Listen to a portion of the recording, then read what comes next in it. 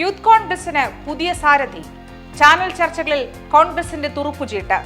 Social മീഡിയയിലെ താരം രാഹുൽ മാങ്കൂട്ടത്തിൽ. നിലവിൽ യൂത്ത് കോൺഗ്രസ് സംസ്ഥാന ജനറൽ സെക്രട്ടറിയും KPCC അംഗവുമായ രാഹുലിന്റെ ഭൂരിപക്ഷം ചെറുതല്ല.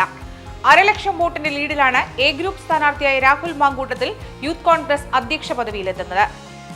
സമൂഹ മാധ്യമങ്ങളിൽ സജീവമായ രാഹുലിന് FB ഉൾപ്പെടെയുള്ള മാധ്യമങ്ങളിൽ വലിയ പിന്തുണയാണുള്ളത്. പാർട്ടി പ്രതിസന്ധിയിൽ അകപ്പെടുമ്പോഴും രാഷ്ട്രീയ വിവാദങ്ങളിലും കുറിക്കുകൊള്ളുന്ന മറുപടിയുമായി രാഹുൽ ഉണ്ടാകും.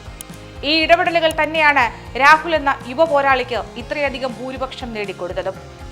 തൃക്കാക്കരയിലെയും പുതുപ്പള്ളിയിലെയും ഉപതെരഞ്ഞെടുപ്പിൽ പ്രചാരണ രംഗത്ത് മുൻനിരയിലായിരുന്നു രാഹുലിന്റെ സാന്നിധ്യം. KSU സംസ്ഥാന ജനറൽ സെക്രട്ടറിയും NSU ദേശീയ സെക്രട്ടറിയുമായി ചുമതല വഹിച്ചിട്ടുള്ള രാഹുൽ പത്തനംതിട്ട അടൂർ സ്വദേശിയാണ്.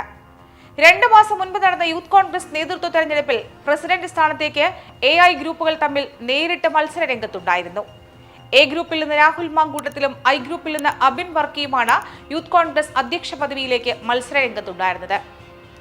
7,29,626 വോട്ടുകളായിരുന്നു യൂത്ത് കോൺഗ്രസ് സംഘടനാ തെരഞ്ഞെടുപ്പിൽ പോൾ ചെയ്തത്.